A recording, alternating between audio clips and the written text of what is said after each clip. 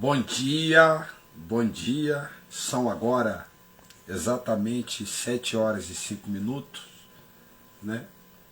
Estamos aqui ao vivo, disse que não ia entrar no ar hoje, mas é impossível, né? Nós não falarmos da palavra de Deus, né? A incredulidade dos irmãos de Jesus. Quantas pessoas, né? Hoje são incrédulos, né? Aqui no capítulo 7, no capítulo 7 de João, Evangelho de João, né? Estamos nesse domingo maravilhoso, abençoado. Creio que você já deve estar sobre modo aí, né?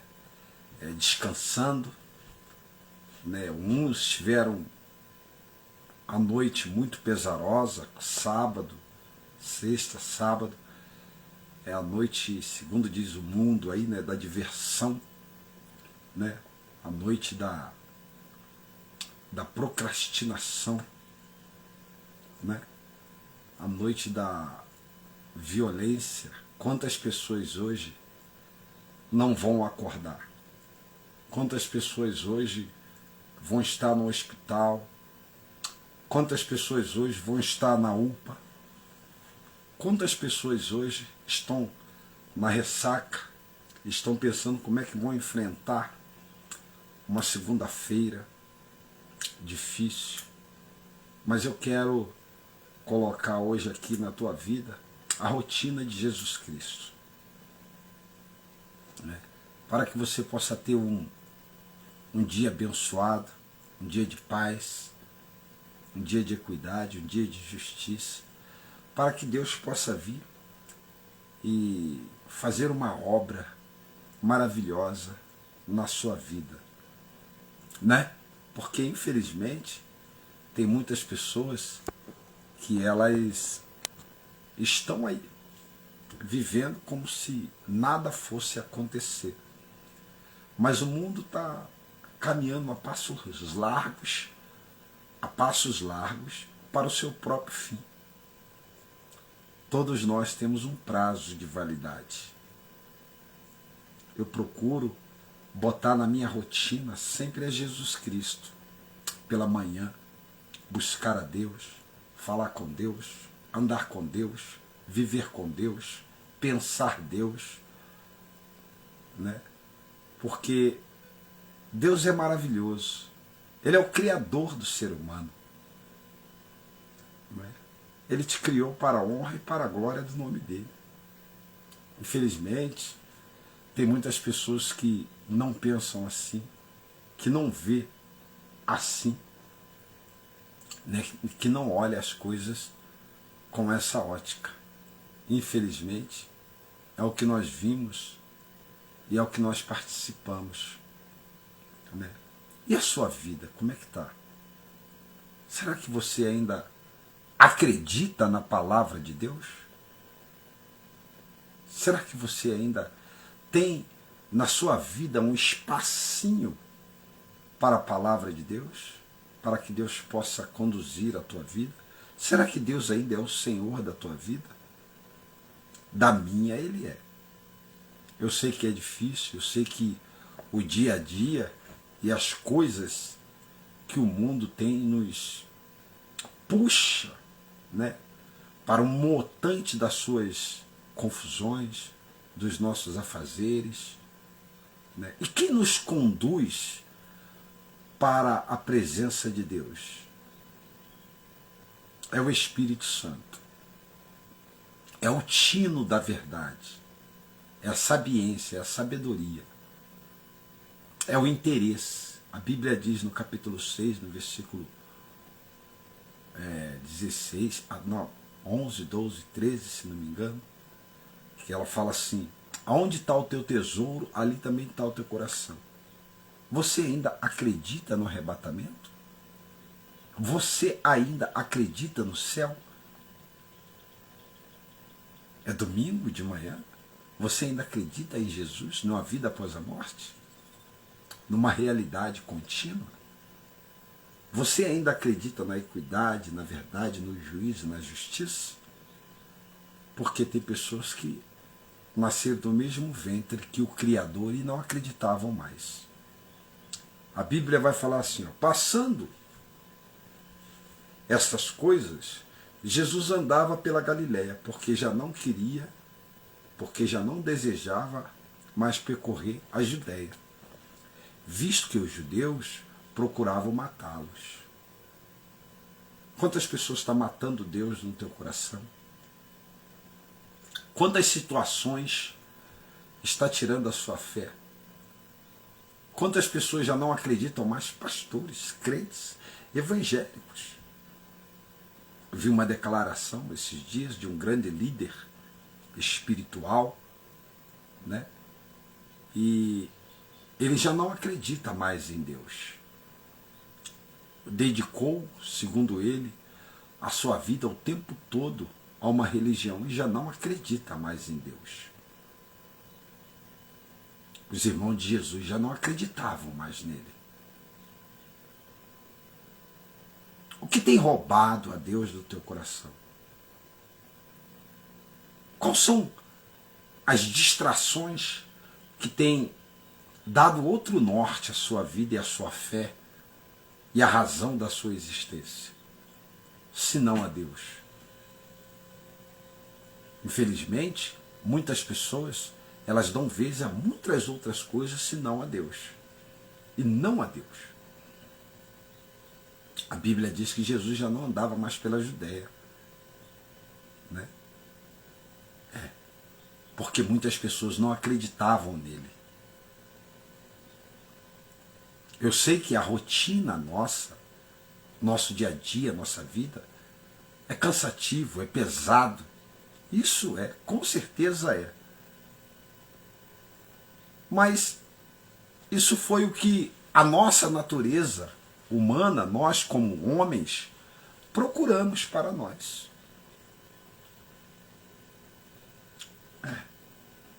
Você tem tempo para tudo, né?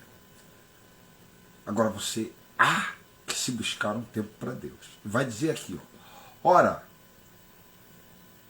ora, a festa dos judeus, chamada Festa do Tabernáculo, estava próxima. Dirigiu-se, pois, a ele, a sua mãe, ele disse-lhe, deixa-me este lugar. Olha bem, olha o que aconteceu. Olha lá, ora, a festa dos judeus, chamada Festa do Tabernáculo, estava próxima. Dirigiu-se, pois, a ele os seus irmãos. Eles disseram, deixa este lugar e vai para os judeus, ou melhor, para a Judéia, para que também os teus discípulos vejam as obras que fizera. Porque ninguém há que procure ser conhecido em público, contudo, realize os seus feitos em oculto. Se fizerdes estas coisas, manifesta-se ao mundo. Quer dizer, tem muitas pessoas hoje, infelizmente, que acreditam na palavra de Deus. Mas a rotina, o dia a dia, o acomodismo, roubou a fé das pessoas. Viver com Deus, meu irmão, viver com Jesus, não é você botar a Bíblia debaixo do braço. Não. Estar no templo todo dia. Não, isso aí não é viver com Jesus. Eu conheço gente que está no templo todo dia, mas tem uma vida totalmente nociva à sociedade. Viver com Deus, na verdade, é amar o seu próximo, é obedecer os mandamentos que ele assim ordenou. Fugir do pecado, viver uma vida digna, né? Ter um padrão de equidade, de justiça no seu andar, no seu proceder e nas suas atitudes. Ir ao templo sim, quando necessário. Amém? Ler a palavra todo dia, deixar com que a palavra de Deus dê o norte à sua vida. Há muitos que isso não fazem. Anda pelo desejo do seu próprio coração, pela sua própria cabeça. A Bíblia não fala que Jesus diariamente estava no templo. Ele tinha mais os seus afazeres, os seus compromissos, a sua vida. Né? Jesus trabalhava. Há um tempo que ele deixou de trabalhar, porque já estava chegando o tempo, né, da sua ascensão e do sacrifício expiatório pela mim e pela sua vida. Mas viver com Deus é ter sabedoria, humildade, simplicidade, amar ao próximo. Está entendendo? Todos os dias pela manhã entregar o seu caminho, a sua vida ao Senhor. E se puder ajudar alguém, ajudar. Se não puder, mete o pé, vai embora.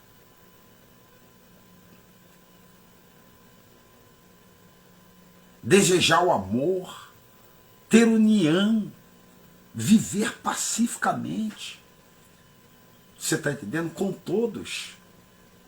E ter uma vida íntegra. Fugir do pecado. O pecado que tão de perto nos rodeia. E para esse mundo, né, que nós vivemos hoje, é um desafio gostoso. Trair a esposa, bater no filho, humilhar pessoas. Tem gente que vive nessa prática e diz que ama Deus. Infelizmente, subjugar a inteligência alheia, desfazer do menor que você, infelizmente, isso não é servir a Deus. Muitas pessoas que colocam a Bíblia debaixo do braço, mas não entendeu o teor, está entendendo? Da vontade de Deus. Jesus veio para que sejamos libertos. Liberto de quê, pastor Nelson? Das nossas próprias vontades.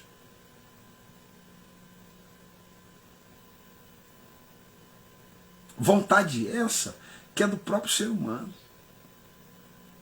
De fazer coisas contra o seu amigo, de fazer coisa contra o seu igual, de tomar vantagem nas coisas alheias, de atrapalhar o caminho de quem está caminhando, de entrar na vida alheia das pessoas. É viver a nossa vida que já é tão difícil. Nós temos tantas ocupações, nós temos tantos sonhos. Eu não tenho planos, mas há quem tenha. Que se você observar bem direitinho, você vai viver uma vida atrás dos seus objetivos e não vai dar tempo. Está entendendo? Para você pensar no mal ou no pior. A menos que, a qualquer modo, a qualquer jeito, você queira subir na vida. E aí está dizendo assim, ó, porque ninguém... vamos no versículo 9. Pois nem mesmo os seus irmãos cria nele. Disse-lhe, pois, Jesus, o meu tempo ainda não é chegado, mas o vosso sempre está presente. Quando Jesus disse assim, o meu tempo ainda não é chegado, é porque ele tinha uma missão. O que eu entendo aqui? Que cada um de nós temos uma missão. Aí tem uma outra parte. Qual é a outra parte, pastor Nelson? O que eu entendo aqui também? Ele disse assim, ó, porque o meu tempo não é chegado e o vosso sempre está presente. Quando ele disse o seu tempo de chegar e de terminar de uma hora para outra, sempre está presente. Quando você não entende os propósitos de Deus na sua vida. Quando você se disponibiliza a atrapalhar a vida alheia. Então, o tempo do término da sua vida sempre está presente. O tempo dele, de término da vida dele, não estava. Porque ele entendia o propósito de Deus. Ele entendia os desígnios de Deus. Quando é que nós podemos ser tragados a qualquer momento? Quando nós vivemos dissolutamente. É isso é que me traz a interpretação desta palavra. Olha lá.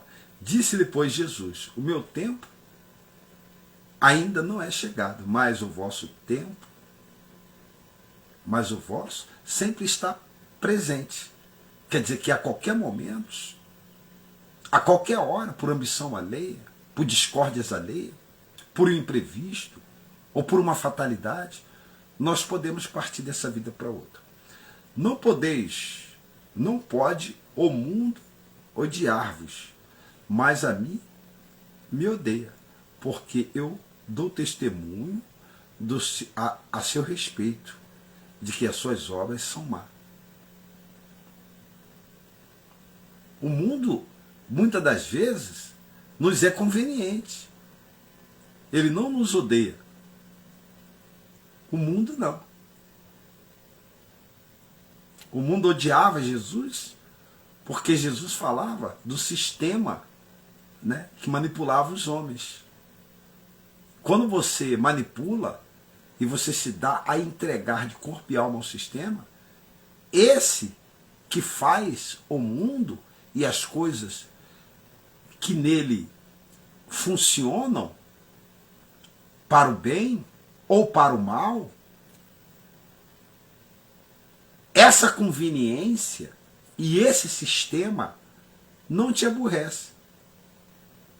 Mas no momento em que você se propõe a expor a verdade, porque todo mundo quer ganhar vantagem em cima do outro, seja escravizando, seja humilhando, seja colocando para trás, aí você vai começar a sofrer incomodações.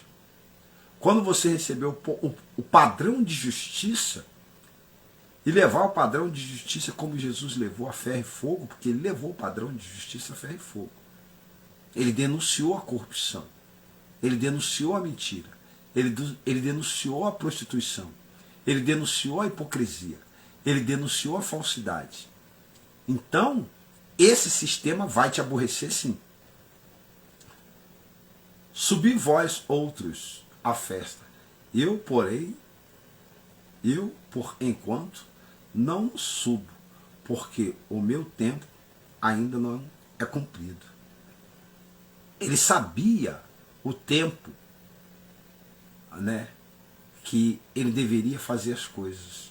O que eu aprendo aqui também? Que a gente tem que entender os sinais dos tempos na nossa vida.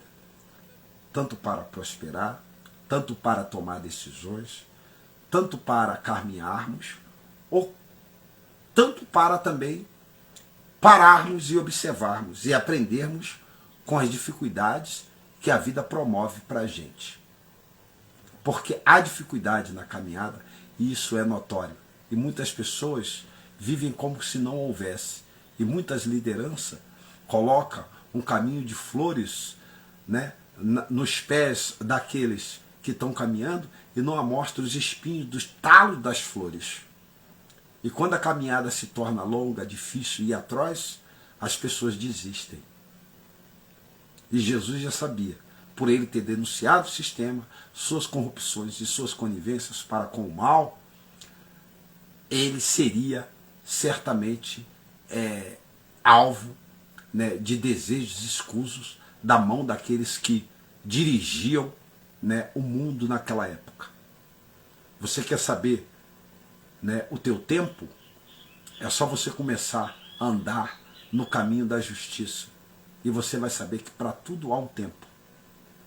Eclesiastes capítulo 3. Disse-lhe Jesus: estas coisas continuou ele na Galiléia. Jesus na festa do tabernáculo. Mas depois que os seus irmãos subiram para a festa, então subiu ele também. Não publicamente, mas em oculto. Às vezes,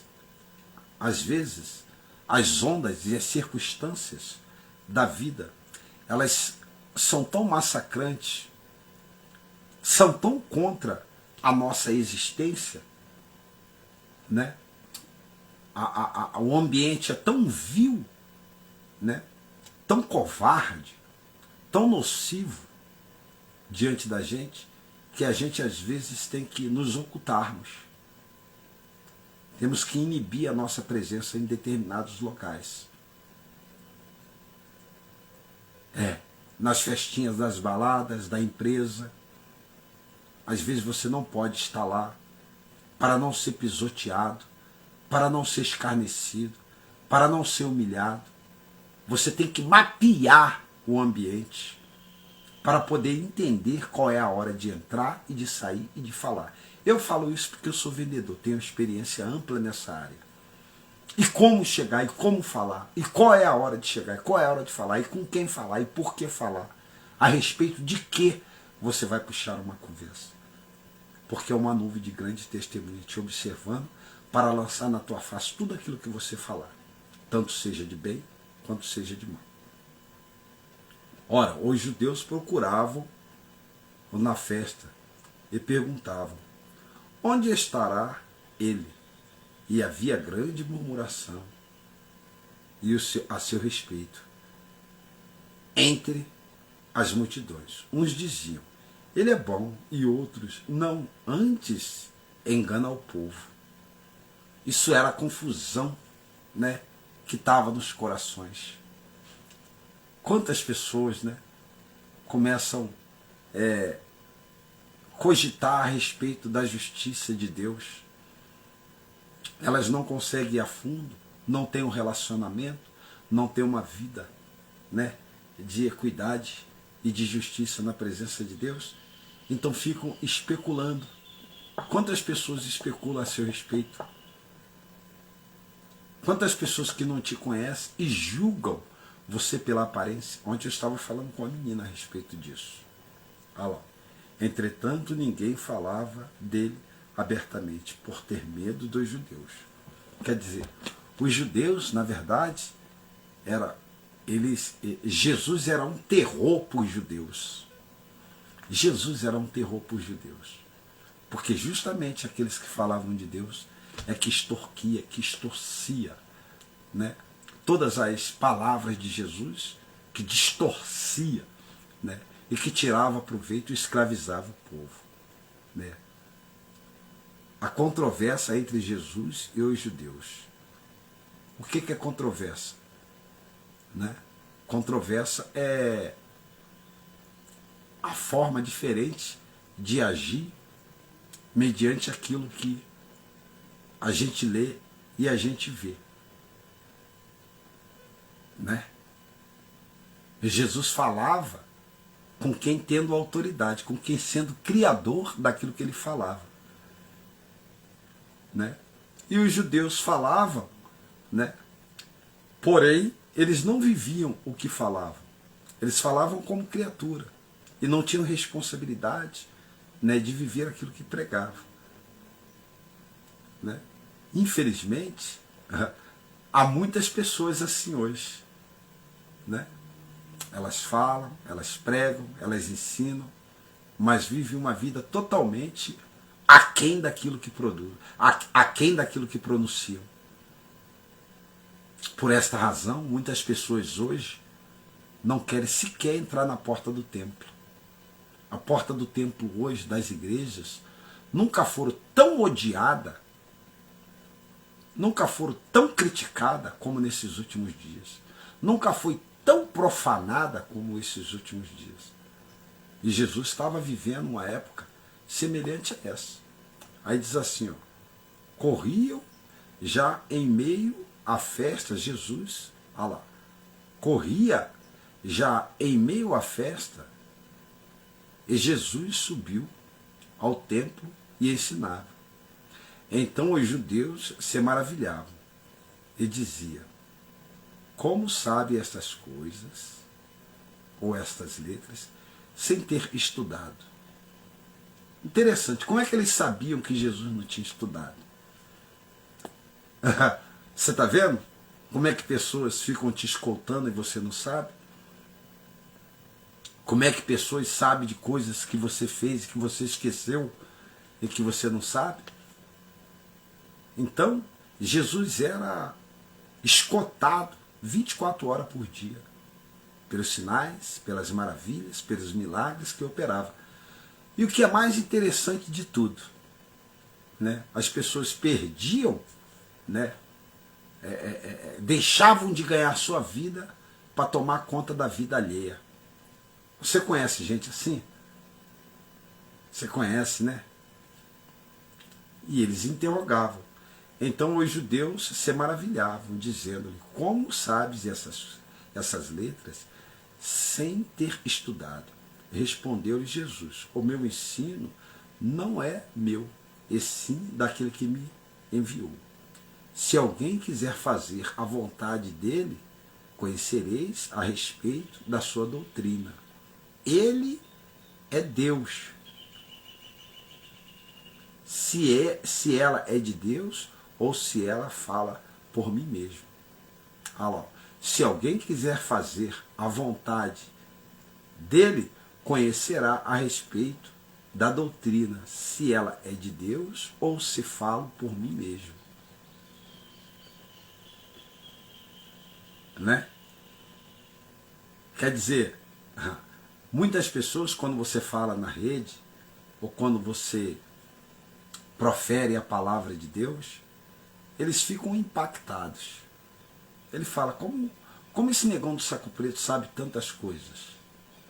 Eu sei porque eu sou enviado de Deus. Depois que eu entendi o Evangelho, eu me torno enviado. A Bíblia vai dizer assim, Deus vos escolheu para que vai dê fruto. E eu vos envio como ovelha no meio de lobos devoradores. O interessante disso aqui é que eles estavam espantados. Olha bem, eles se maravilhavam com o que Jesus falava, tinham conhecimento que Jesus não tinha entrado na escola dos judeus e nem na sinagoga para aprender de sequer alguns sacerdotes daquele, porém não aceitavam as suas palavras e nem os seus testemunhos. E de contrapartida, eles tinham sabiência de que ele vivia o que falava. É uma controvérsia. E os judeus que pregavam semelhantemente a palavra de Deus escrita por Moisés, tinham conhecimento do bem e do mal, porém persistia no mal. E era de conhecimento de todos, né? Porque ninguém consegue ocultar as coisas por muito tempo. Era de conhecimento de todos que eles não viviam o que ele pregava. E Jesus, sem ter estudado na escola de Anás e Caifás, ou de Gamaliel, ou do sumo sacerdote da época, ele falava com conhecimento didático. Que interessante, né? No mesmo tempo que eles admiravam o conhecimento dele, que aqui estava o clero sacerdotal, ele estava pregando diante do templo.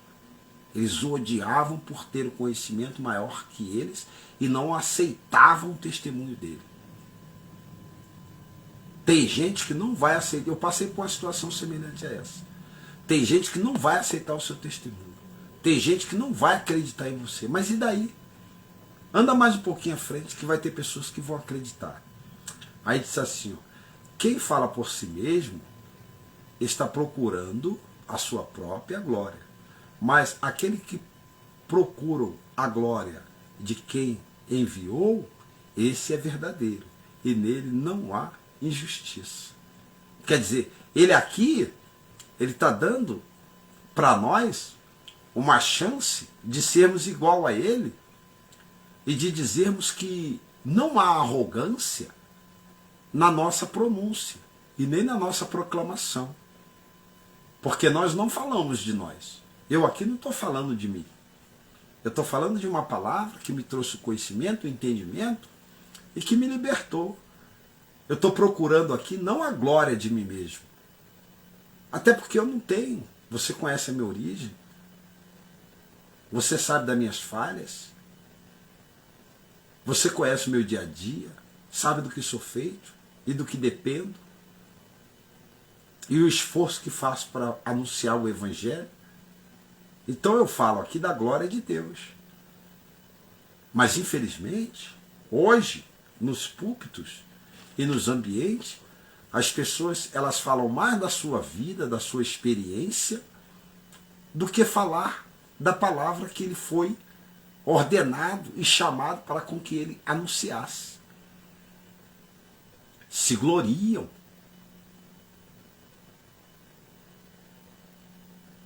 E Jesus já era ao contrário. Olha o que ele vai dizer assim. Quem fala por si mesmo está procurando a sua própria glória. Mas quem procura a glória, está procurando a sua própria glória. Mas o que procura a glória de quem enviou, esse é verdadeiro e nele não há injustiça. Eu proclamo e procuro a glória do Deus que me enviou. Eu fui pegado na lama, sendo um ser, criado por Deus. Deus me limpou, me conscientizou, colocou um ofício no meu coração, mudou o meu caráter, através do meu esforço, através da minha dedicação, através da minha obediência, ou da minha tentativa de obedecer, porque nós não somos obedientes. Nós lutamos contra o gigante, que o primeiro gigante que nós encaramos é nós mesmos. O segundo são as pessoas que nos cercam, e o terceiro é Satanás, que trabalha nas pessoas que nos cercam, para denegrir a nossa imagem, para nos humilhar, para nos diminuir. E se nós temos o domínio de nós mesmos, nós passamos por todos esses intempéries ilesos. E aí então podemos anunciar a palavra daquele que nos resgatou das trevas para a sua maravilhosa luz. Olha lá, ó. Não vos deu Moisés a lei. Contudo, olha o que ele fala. Não vos deu Moisés a lei? Contudo, ninguém dentre vós observa, porque procuro matar-me. Ele disse, não nos deu Moisés a lei? Portanto, ninguém observa. Contudo, procuram matar-me. Por quê? Porque a palavra não entrou neles. A questão da palavra entrar, irmão, é uma questão... Não vai vir um Espírito de Deus, vai te formar um robô, vai mudar a sua consciência, vai te dar um safanão, você vai começar a obedecer. Não é. É condicional. Eu entendo e obedeço, me submeto, me sujeito. A gente se sujeita a tanta coisa, né? A tanta coisa na vida. Coisa que perece, conveniências, né, que vão nos trazer benefício. Mas a gente não se sujeita à palavra de Deus. Eles conheciam a lei de Moisés, que Deus mandou com que Moisés escrevesse na pedra. Não mata, não rouba, não furta, não cria inveja do seu próximo, não humilha o seu igual. Mas eles se negavam a viver essa realidade. Infelizmente, é assim, porque ninguém quer passar como trouxa. E o evangelho é o quê, pastor? O evangelho é você abrir mão do seu eu, do seu achismo. O evangelho é você abrir mão das suas vontades. E fazer a vontade de Deus no seu dia a dia. Colocar assim, como Deus agiria nessa situação que eu estou passando? A pessoa investiu contra você. Esse é que é o verdadeiro evangelho. Como Deus agiria nessa situação? De que forma que ele procederia? Qual seria a atitude de Deus nesse momento que eu estou vivendo? Aí você vai ter uma vida límpida, real e verdadeira. Porque quando as pessoas buscam a nos agredir, é porque ou alguém falou mal da gente para ela, ou ela está se importando com a nossa felicidade. Tem pessoas que se importam com a sua felicidade. Tem pessoas que se importam com o seu modo de vida. Tem pessoas que não se deixam dominar pela palavra. A gente se deixa dominar por tantas coisas. Coisas externas definem o que nós devemos ou não ser. São palavras. Por quê? Caminham sobre corpos de pessoas, trazendo uma falsa experiência de vida inexistente. Quando eu tenho a Bíblia é uma pessoa. Porque a palavra de Deus é uma pessoa. Então por que eu posso ouvir o meu igual e não posso ouvir o Deus que deixou tudo escrito?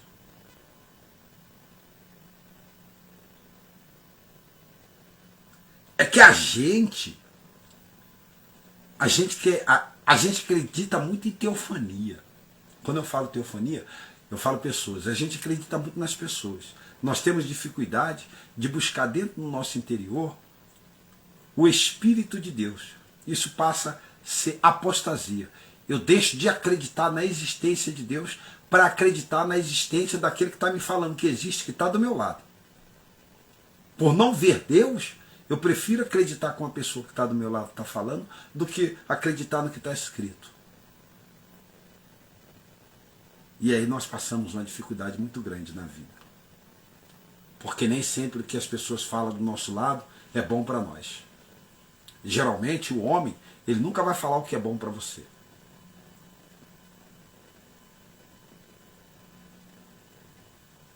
Porque é a tendência humana ver o outro na bancarrota.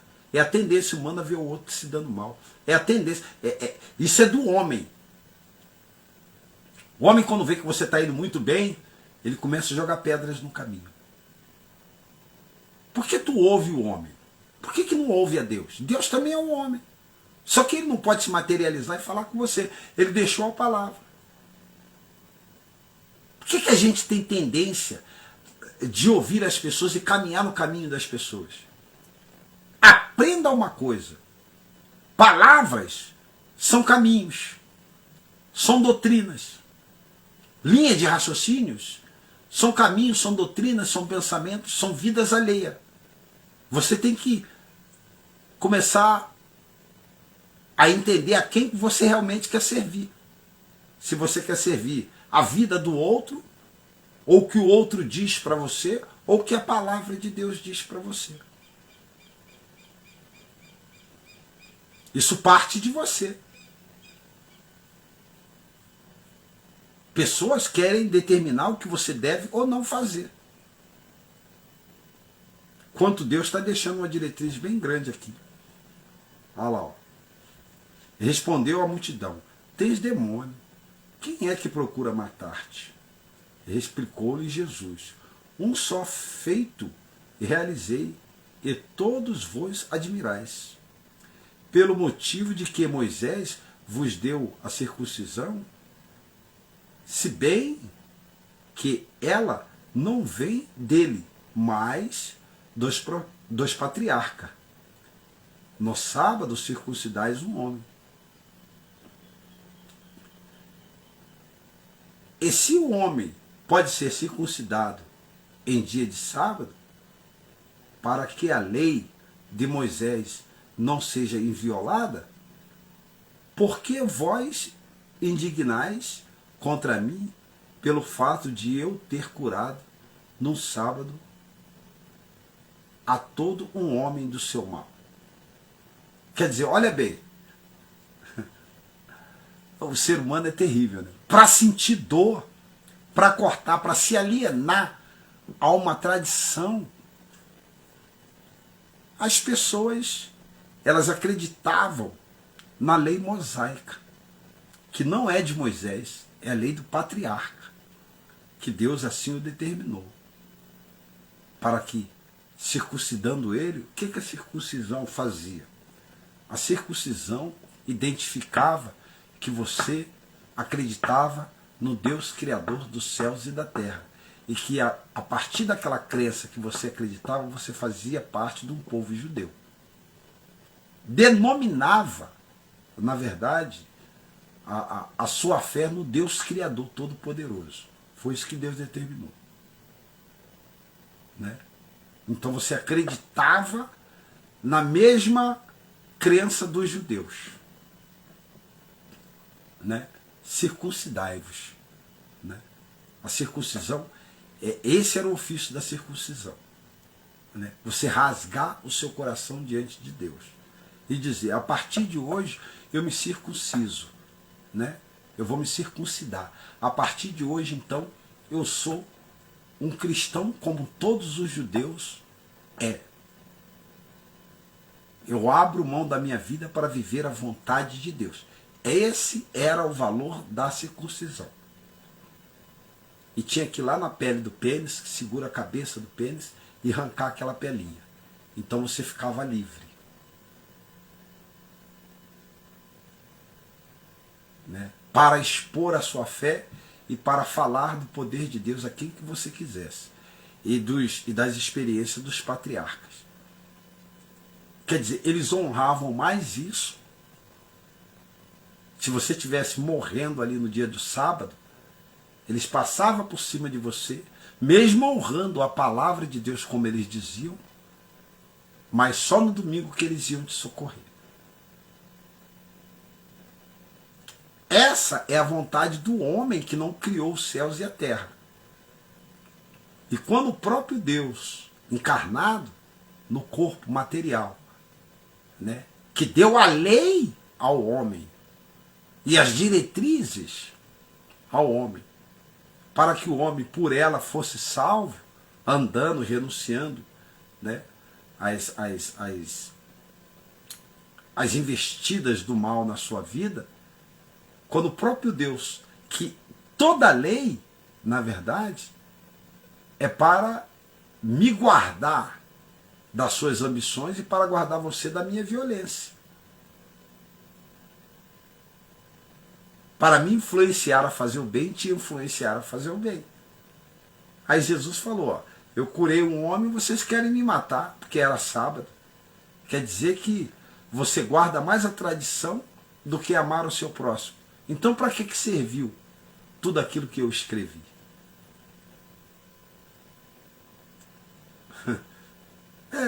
Então não adiantou nada, porque vocês não entenderam. Olha lá, não julguei segundo a aparência, e sim pela reta justiça. Eles julgavam segundo a aparência, e não pela reta justiça. Infelizmente, o ser humano, ele é assim. Ele tem essa tendência. Ele é mau, ele é pérfido. Ele atina para aquilo que manda a tradição, mas esquece do juízo, da justiça e da misericórdia. Olha lá. Os guardas mandam para prender a Jesus. Os guardas mandados para prender a Jesus. Olha bem. Dizia alguns de Jerusalém, não é este aquele a quem procuravam matar? Eis que ele fala abertamente e nada lhe diz. Porventura, reconhece verdadeiramente a autoridade que este é de fato o Cristo? Quer dizer, já estavam ali fustigando, né? Está vendo? Está vendo como é que Jesus revelou nos versículos anteriores a eles qual era a real intenção deles? Por quê? Porque existia dinheiro no templo. Onde tem povo, tem fartura, tem abundância. O povo produz, a terra cresceu. Né? E de onde vem a ganância e a ambição? E por que Jesus estava sendo condenado à morte? Porque ele estava denunciando a corrupção de quem estava se beneficiando através do povo.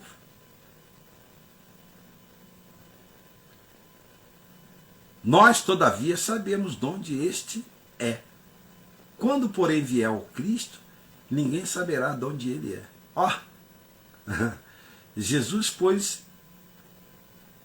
enquanto ensinava, no templo clamou dizendo, vós não sois vós não somente me conheceis, mas também sabeis de onde eu sou. E não vim porque de mim mesmo o quiseste, mas aquele que me enviou é verdadeiro, aquele a quem vós não conheceis. Jesus disse assim, olha bem o que ele vai dizer. Jesus, pois, enquanto ensinava no templo, clamou, dizendo, vós não somente me conhece, mas também sabeis de onde eu sou. E não vim porque eu de mim mesmo o quisesse, mas aquele que me enviou é verdadeiro, e aquele a quem vos não conheceis. O que eu entendo aqui?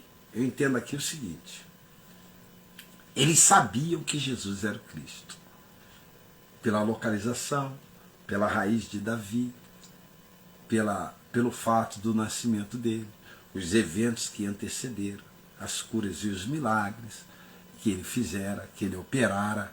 Ele sabia quem era o Cristo. Eles sabiam. Tanto é que Jesus disse, vocês sabem quem eu sou. Vocês estão bravos comigo porque eu estou tirando a capa de vocês, né? Estou expondo, né, vocês e as suas verdadeiras intenções. Eles sabiam que Jesus era o Cristo. Eles sabiam que aquele momento era chegado.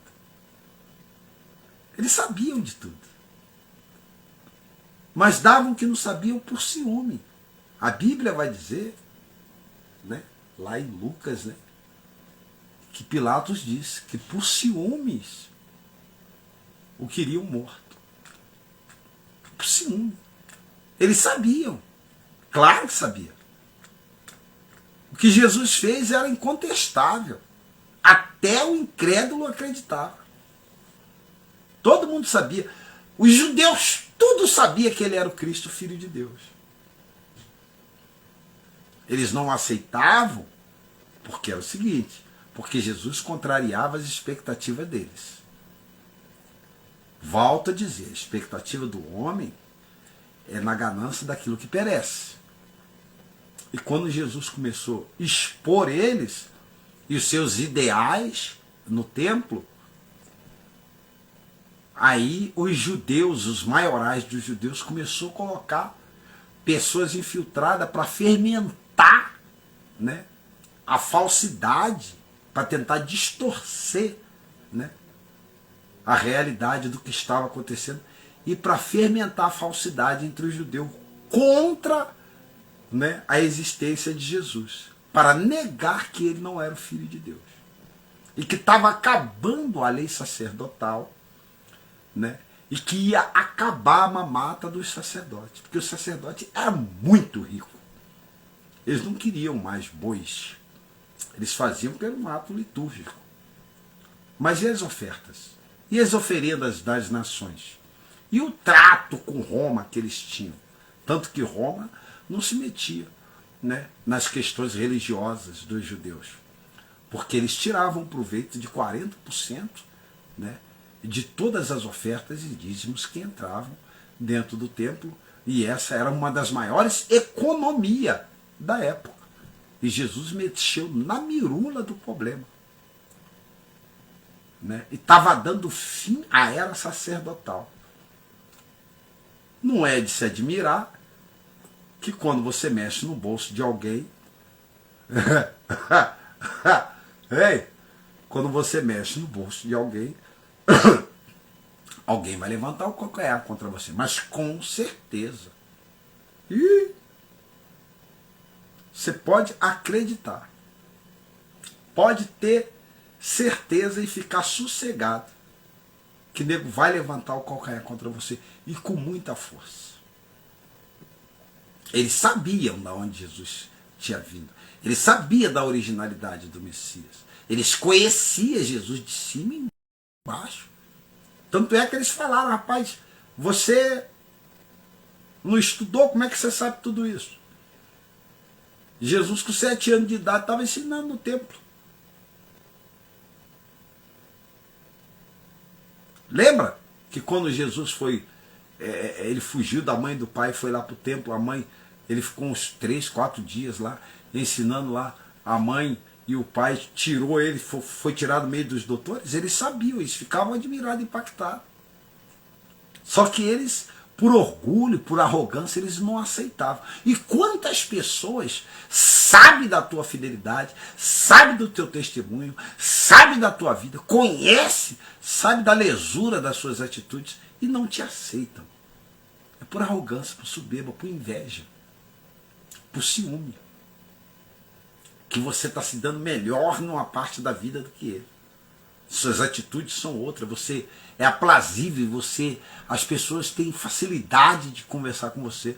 Você é uma pessoa doce, uma pessoa amável. E ela é amarga, porque ela resolveu ser amarga.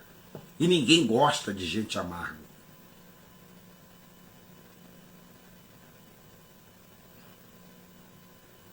Então ela nega, tá entendendo?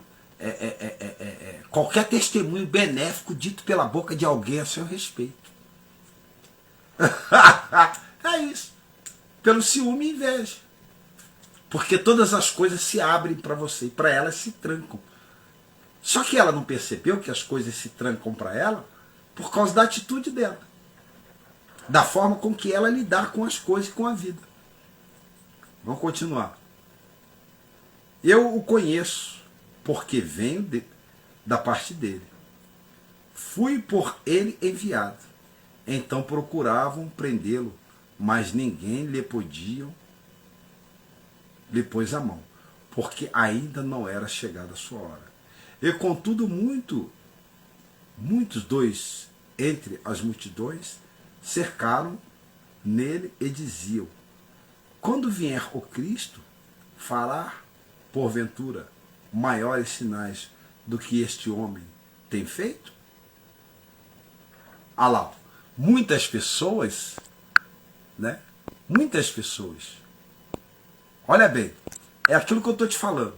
Se algumas pessoas não acreditam em você, fique em paz. Evandro José Ribas está assistindo. Se algumas pessoas não acreditam em você, fique em paz. Olha lá, ó, o que diz, ó. E contudo, muitos entre as multidões criam nele e diziam: quando vier o Cristo, fará porventura maiores sinais do que este homem tem feito? É uma pergunta. Então você fica de boa. Vai ter gente que vai acreditar em você, mas vai ter gente que não vai acreditar. Você pode fazer um morto ressuscitar na cara do cara aqui, rapaz, ó. Ele não vai acreditar. Mas ele não vai acreditar porque ele não está vendo. Ele resolveu desdenhar de você mesmo. Acreditar, ele acredita, mas ele não dá o braço a torcer. Tem pessoas que acreditam em você, mas não dá o braço a torcer para, tá entendendo? Para você não se sentir, né? Por inveja, por ciúme mesmo, sabe? Por orgulho, por arrogância. Ela sabe que você é melhor do que ela em tudo quanto faz. E o que te faz melhor? É a bondade do teu coração. É porque você é diferente, você resolveu ser diferente. E ela resolveu a se manter no orgulho dela. Não sou orgulhoso mesmo. Pô, fulano, mas tem gente que não dá o braço a torcer por arrogância, por orgulho. As pessoas, elas são assim. Mas todo mundo sabia que ele era Cristo. Até os judeus, até os sumos sacerdotes, todo mundo sabia. Todo mundo sabia. Só que os caras tinham inveja dele. Todo mundo sabe que você é uma pessoa pacífica, uma pessoa boa, uma pessoa compreensível, uma pessoa de mente aberta, que ouve todo mundo, que ajuda todo mundo. Mas sempre vai ter um grupo que vai contra você, cara. Isso é mundo. Por inveja, né? Por incapacidade de ser humilde como você é, sabe? De se dar às pessoas, mesmo com toda a posição social que você ostenta, que você tem, né? Com toda a capacidade intelectual que você tem. E quanto mais sabe, quanto mais posição social você ter, quanto mais você for humilde, quanto mais você for passivo, né? Mais nego vai falar de você. Ah, tá querendo ser um político futuramente. Ih, vou inventar N coisas de você. Assim fizeram com Jesus. Olha lá. Ó. E os fariseus, ouvindo as multidões, murmuravam estas coisas a respeito dele. Juntamente com os principais secretos, olha lá, juntamente com os principais dos sacerdotes, enviaram guardas para prendê-lo. Por que prendê-lo? Por que prendê-lo? Porque eles não faziam e nem deixavam quem estava fazendo continuar fazendo. Vai ser assim. Vai ter gente que vai te tirar da posição do teu emprego lá onde você está, que você está produzindo, só para o chefão não te ver e não te elevar para aquele cara é bom. Só por birra. Ah, não faz também, não faz, ninguém faz, deixa aí. Tem gente que é assim. Isso é por inveja. A inveja é isso mesmo. Inveja, ciúme, por aí é fora. Né? E havia de procurar. Ah lá, disse-lhe Jesus: ainda por um pouco de tempo estou convosco, e depois irei para junto daquele que me enviou. E a vez de procurar-me, e não me achareis, também aonde eu estou, vós não podeis ir. Disseram, pois, os judeus uns aos outros: para onde irá este que não o possamos achar? Irá porventura para os dispersos entre os gregos com fins de ensinar? O que significa, de fato, o que ele diz? Havia de procurar-me, e não me achares, também aonde eu estou, vós não podeis ir. É claro que era morrer na cruz do Calvário, né? Dar a sua carne pela vida daqueles que entenderam e que se resolveram a se submeter ao Evangelho, né? Ele ia terminar o seu ofício como Cristo Redentor, Salvador de toda a humanidade. E eles sabiam disso, né? Mas fermentavam os judeus para dar de desentendidos. Todos os judeus sabiam do ofício de Jesus. Jesus, a fonte de água viva. No último dia, o grande dia da festa, levantou-se Jesus e exclamou: se alguém tem sede, venha a mim e beba. Quem crer em mim, como diz as Escrituras, do seu interior fluirá rios de água viva. Você tem sede de tanta coisa, não tem? Tem gente que tem sede de vingança. Tem gente que tem sede de justiça. Tem gente que tem sede de prosperar. Tem gente que tem sede de casar. Tem gente que tem sede de se realizar como ser humano na face da terra. Mas nenhuma sede é maior do que o espaço de Deus no coração do ser humano. Por esta razão, a grande multidão procura preencher com vários tipos de outra coisa. É droga, é mulher. Casa uma vez, duas, três, quatro, não preenche a coisa. O espaço que está faltando, a procura exacerbada, as noites perdidas de sono na droga, no álcool, na cachaça, os roubos, né? Os cargos que nunca preenchem. O camarada está com 90 anos, mas ainda quer ser presidente da República. Não é? Sabe essa falta, essa lacuna que existe dentro de você? É o tamanho de Deus. No dia que Deus entrar nessa lacuna, que é o tamanho dele, que é o espaço dele na vida de cada ser humano, porque nós somos parte da unidade, aí você vai viver com todo um pouco será feliz. Tudo que chegar na sua mão tá bom, tá satisfeito. Daqui dá para me seguir e eu vou vivendo. E quando não, você vai entrar num curso, vai fazer outro, isso aqui não tá bom. Vai entrar no outro, vai fazer outro. Eu vou namorar fulano de tal, aí vai namorar fulano de tal, fulano de tal. Poxa, não tá legal, não é isso que eu queria. Aí vai largar fulano de tal, vou deitar na cama com ciclano. Aí não é aquilo, eu pensei que era aquilo, não é. Ah, eu vou comprar um carro, aí eu tenho dinheiro para comprar carro. Poxa, agora eu comprei o carro, mas não é esse carro. Ah, eu vou comprar um carro de 1 milhão, porque eu acho que se eu comprar um carro de 1 milhão eu vou estar realizado. Mas não é o carro de 1 milhão. Ah, eu vou comprar uma fazenda e vou ser feliz, vou ficar realizado. Mas quando chega, não é a fazenda mesmo que eu quero. O que eu quero, hein? Aí entra em depressão e parafuso, por causa da arrogância, da ignorância, da soberba. Porque está querendo preencher um ambiente que não se preenche com requisitos materiais. Não vai. Você pode botar, é um buraco sem fundo.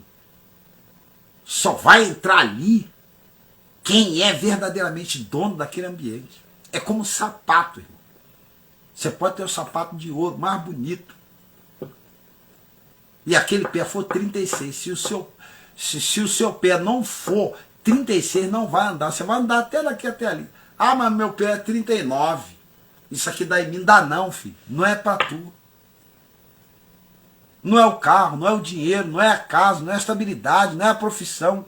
Não é isso, não traz felicidade. Felicidade é uma coisa que não se pode comprar. É um estado de espírito, é um preenchimento total da alma no espaço de Deus. Aí qualquer coisa que te dá, você está feliz. Porque aquilo que mais falta no ser humano é a felicidade e a paz.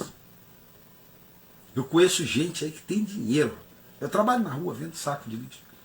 Mas o sujeito é perturbado. Nada para ele tá bom. Por quê? Tem um espaço ali que não preenche com dinheiro. Tem um espaço que não preenche com mulher. Tem um espaço que não preenche com realizações. É o espaço de Deus. Só Ele entra e realiza tudo. E você se sente pleno, você se sente completo. Não adianta. Olha lá.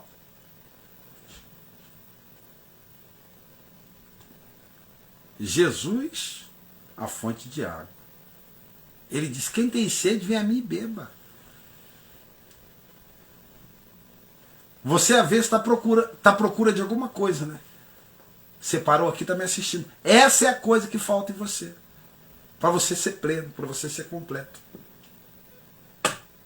Pode fazer o que você quiser. Eu duvido. Boto minha vida em jogo nisso. Faz o que você quiser. A realização vai ser momentânea. Você vai ter uma emoção.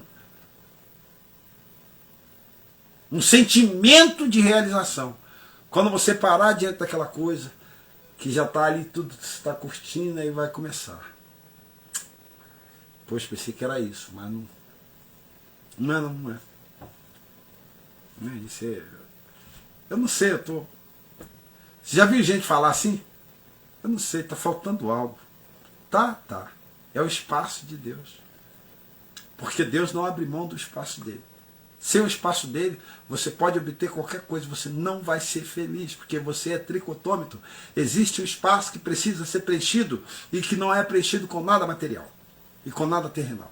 É a parte de Deus. Então o seu psicológico fica abalado. Sua carne fica realizada. Todo mundo te vê como um homem mais realizado e mais feliz. Mas só você sabe que você não é tão feliz como você pensa. E que dentro de você, você é oprimido, você é perturbado, você tem depressão. Está entendendo? É munido de remédio. Está entendendo? É o inferno no seu lar. Não é paz na família, não é paz nos filhos, é o filho na droga, é o filho nisso. Quando você está com Jesus, todas essas coisas estão paradas na mão dele. Então, você é como você chegar e falar assim, aí, segura aí, parceiro. Isso aí é contigo. Aí você descansa, você fica livre. Você, eu, hein? Vou ficar me preocupando com isso? Com o quê? Isso aí não é minha parte, não. Por quê? Porque você tem quem cuida daquilo ali. Amém? Olha lá. Quem crê em mim, como diz as Escrituras, do seu interior fluirão rio de água viva. Isto ele disse com respeito ao Espírito que havia de receber, os que nele crer. Pois o Espírito, até aquele momento, não fora dado, porque Jesus não havia sido, não havia sido ainda glorificado. Por que ele quer dizer isso? Porque o Espírito, irmão, ele é o preenchedor das lacunas. Quando o Espírito entra, ele enche, ele é o todo, ele é a totalização da realização. Ele é o top one, ele é o número 1. Ele realiza tudo aquilo que abala a primeira carne crê. A carne creu em Jesus. Jesus veio fazer a obra sacrificiatória, né? De expiação. Então acabou os bois, acabou as cabras, obras mortas por sacerdotes. Aí agora então ele consuma, né? Aí ele consumou aquela parte da carne, né? Da carne. Jesus veio consumar a parte da carne, veio salvar essa alma, veio trazer salvação a olho nu.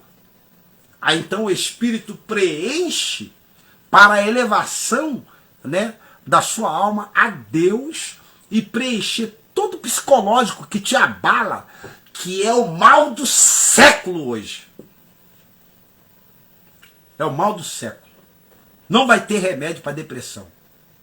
Do contrário, tu vai morrer nela. Olha bem o que eu estou te falando. Tu vai morrer nela. Ou você se entrega a Deus, para Deus tomar, né, dar o Espírito Santo, vai lá, preenche aquela vida que ela está vazia. Ela entendeu a palavra, mas não se submete à palavra, então ela não pode ser preenchida. Uma coisa é entender, outra coisa é se submeter e obedecer. Quando você se submete e você obedece, aí então o Espírito Santo toma parte, porque o Espírito Santo só pode tomar parte de quem obedece. Porque é ele que conduz você. Ele não te oprime. Ele não te condiciona a fazer por força. A Bíblia diz, não é por força nem por violência. Ele apita no teu ouvido. Ele fala, você faz, você se sente realizado. É uma realização por espontaneidade de obediência, não por imposição.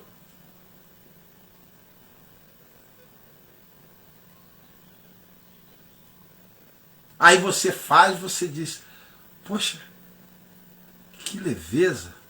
O que você fez? O Espírito Santo mandou eu ler. Eu li, entendi, e estou obedecendo como ele falou. E como é que você está se sentindo? Me sentindo bem. Porque aí ele pode entrar e te dominar. Mas o ambiente que é um sassal de espinheiro, como é que vai ter paz? Que ninguém pode abraçar.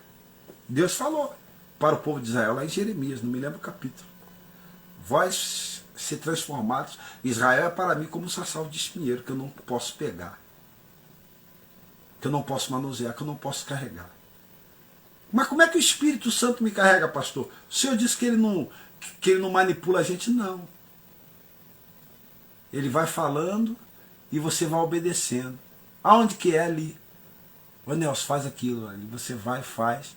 Aí ele entra e ele vai te conduzindo. É como você se entregar a uma mulher ou um relacionamento. Você se deixar levar. Você se deixa levar por tanta coisa. É tanta gente que fala no seu ouvido e você obedece. Não é? Mas o Espírito Santo fala, você não obedece.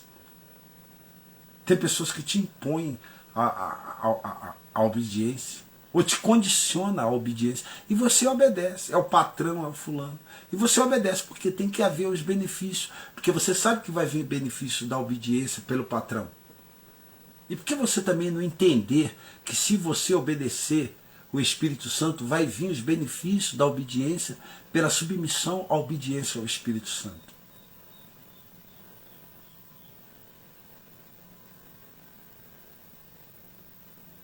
Ele não vai te pegar pela mão, vai te sair conduzindo, não.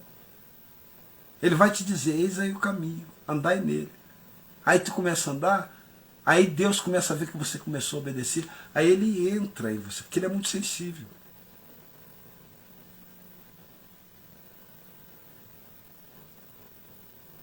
Então, o que dentre o povo tinha ouvido estas palavras, diziam, este é verdadeiramente o profeta. E outros diziam, ele é o Cristo. Porém, perguntavam, porventura o Cristo virá da Galiléia? Não dizia a Escritura que o Cristo veio da descendência de Davi e da aldeia de Belém? De onde era Davi? Assim houve uma distinção entre o povo por causa dele. E Jesus nasceu em Belém. Belém significa cidade do pão. E eles sabiam disso. Eles sabiam, todo mundo sabia a nacionalidade, a originalidade, que ele não tinha onde morar, que ele teve que nascer na manjedoura, na cidade de Belém. Quer dizer, até nisso o diabo trabalhou. Não deixa ele nascer aqui não, para não dar originalidade às palavras que foram escritas a respeito dele. Ah, fala que está tudo cheio. Mas ele nasceu no curral. O seu Salvador nasceu no curral. Que isso, pastor Nelson? Você é no curral de boi. Lá onde o boi dorme e muge come à noite.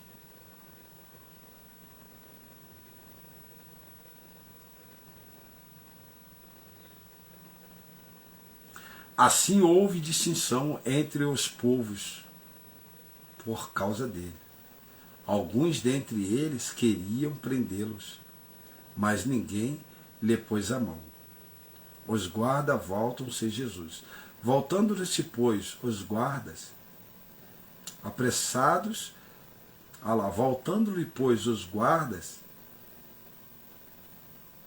à presença dos principais dos sacerdotes e fariseus, este lhe perguntou, por que não lhe trouxeram? Responderam eles, jamais falou como... Responderam eles, jamais alguém falou como este homem. Replicaram-lhe, pois, os fariseus, será que também vós fostes enganados? Porventura creu neles algum dentre as autoridades ou algum dos fariseus? Estavam preocupados. Muitas pessoas virão até a ti, né, tentando te fazer mal.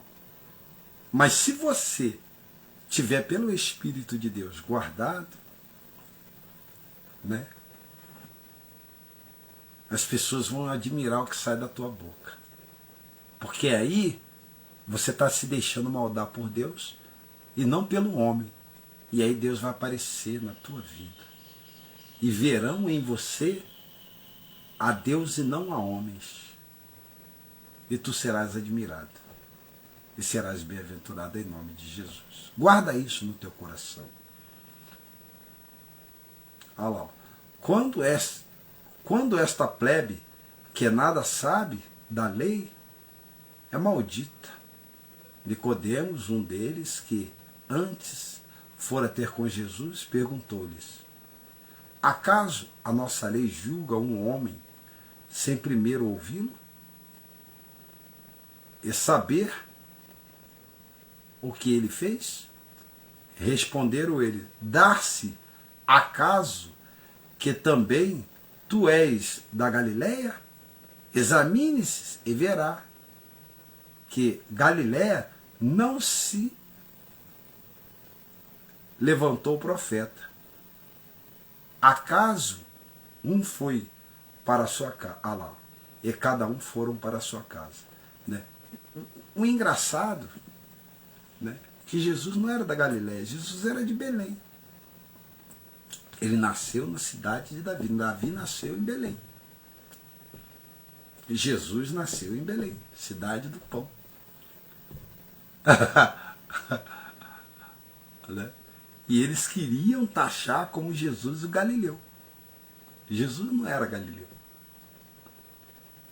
Jesus era belemita.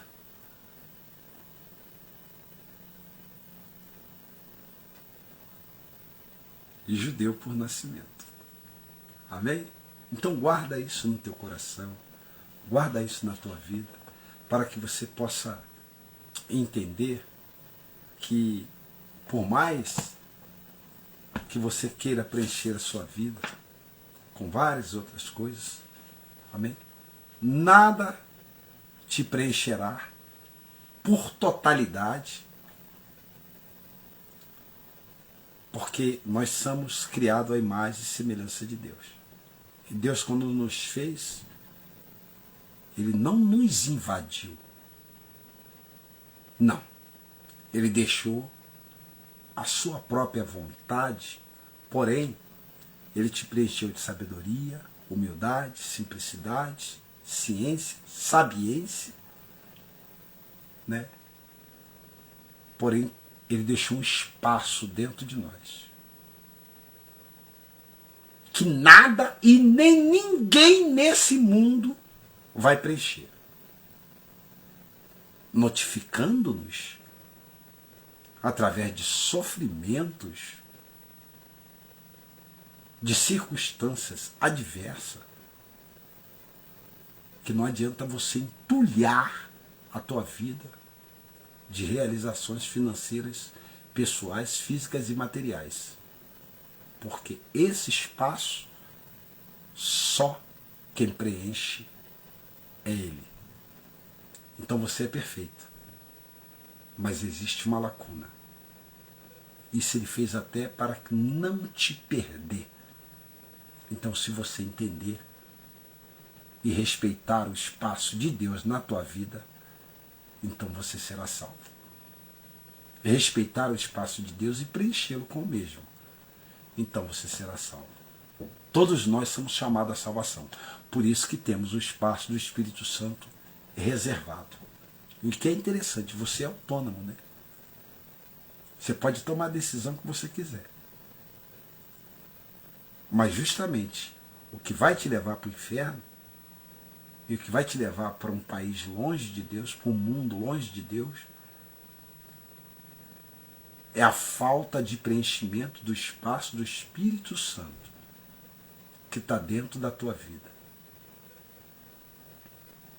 Você, sem Ele, você vai para longe dele. Você, com Ele, você se junta à unidade. Vamos orar. Soberano Deus e eterno Pai que está no céu, muito obrigado por esse dia maravilhoso, por essa palavra. Confesso que até eu aprendi hoje mais um pouco. Por tudo quanto o Senhor nos concedeu, nos informou e nos deu e abriu o nosso entendimento. Coloca por terra toda obra do mal, toda obra satânica, diabólica. Dai-nos entendimento, dai-nos sabedoria, preencha o nosso dia hoje, para que possamos ser testemunha da tua glória, da tua manifestação e da tua beneficência, em nome de Jesus. Te agradecemos por tudo quanto o Senhor representa na nossa vida, não só hoje, mas para todos sempre. Amém. Que Deus possa te abençoar. Um bom domingo para você. Toma parte nessa palavra. Voltamos a qualquer momento. Pastor Nelson Nascimento, Negão do Saco Preto. Pai do Senhor.